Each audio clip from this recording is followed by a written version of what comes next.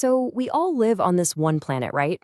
But how we decide to divide up its land, well, that's a much bigger debate than you might think.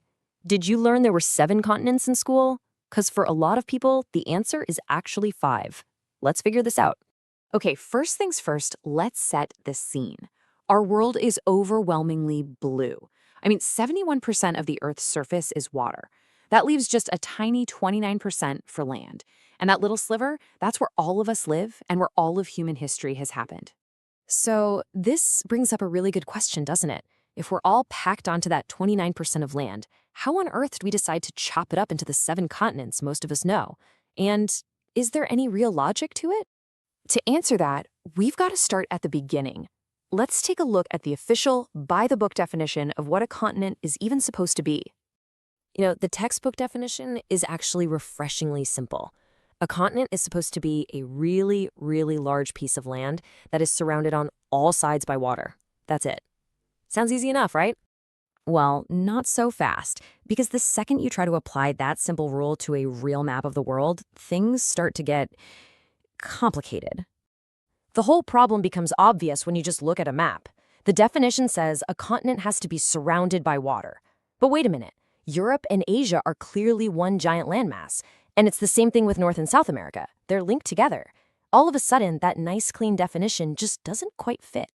And this whole complication kicks off the great continent debate, which really boils down to 2 main ways of counting them. First, you've got the model that's super common in places like the United States and the UK. This one lists 7 continents. It separates Europe from Asia and North from South America, mostly because of history and culture, even if they are physically stuck together. But a lot of other parts of the world and plenty of geographers, they see it differently. For them, the answer isn't 7, it's 5. See, the 5-continent model tries to stick much more closely to that geological definition. It fixes the exceptions by just treating the connected landmasses as single continents. So you get Eurasia and a combined America. Then Africa, Australia, and Antarctica finish the list, since they all follow the surrounded by water rule perfectly. And you've probably seen a version of this model in one of the most famous symbols in the world, the 5 Olympic rings. They represent the 5 inhabited parts of the globe. Now, it's a little different as it often combines the Americas and leaves out uninhabited Antarctica, but it's a perfect example of how our culture shapes our view of geography. Okay, so now that we get the whole debate, let's take a super fast tour around these massive landforms just to get a better feel for why we draw the lines where we do. We're going to start our tour with the undisputed heavyweight champion, both in size and population, Asia. To really put Asia's scale into perspective, just think about this number. A full 60% of the entire world's population lives in Asia. That's a huge reason it's always considered culturally distinct from its Western neighbor.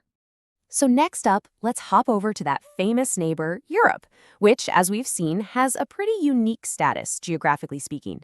So here's the key thing to remember. Strictly speaking, Europe isn't its own continent. It's really the westernmost peninsula of that huge Eurasian landmass. By area, it's actually the 2nd smallest, only bigger than Australia. But its totally distinct history and culture have earned it its very own spot on the 7-continent map. All right, let's travel south to the incredibly vast and diverse continent of Africa. Africa is just a world unto itself. It's home to 53 countries. Its landscape has everything from dense jungles to enormous deserts, and it's where you'll find the Great Rift Valley, this massive geological fault that is literally slowly tearing the continent apart. Okay, from the heat of Africa, we're going to the most extreme opposite you can imagine, the frozen world of Antarctica, way down at the bottom of the globe. Antarctica is a continent of extremes. It's the coldest, driest, and windiest place on Earth. A mind-blowing 98% of its surface is buried under ice, and it was completely unseen by human eyes until a Russian expedition finally spotted it back in 1820. And our little tour ends with the world's smallest continent, Australia. It's unique because it's also a single country, and it just hangs out by itself, totally distinct and fitting that textbook definition perfectly. So, after all that, what's the final answer? Is it 5 or is it 7? Well, this is where we get to the real takeaway. Here is the most important point. There is no single correct answer. The way we divide up the world's land is a human invention.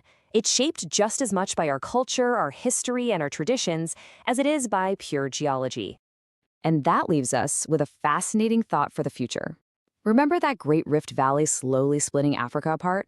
Well, if that process keeps going, will future generations look at a map and learn that there are not 7 but 8 continents? I guess the Earth's story is still being written.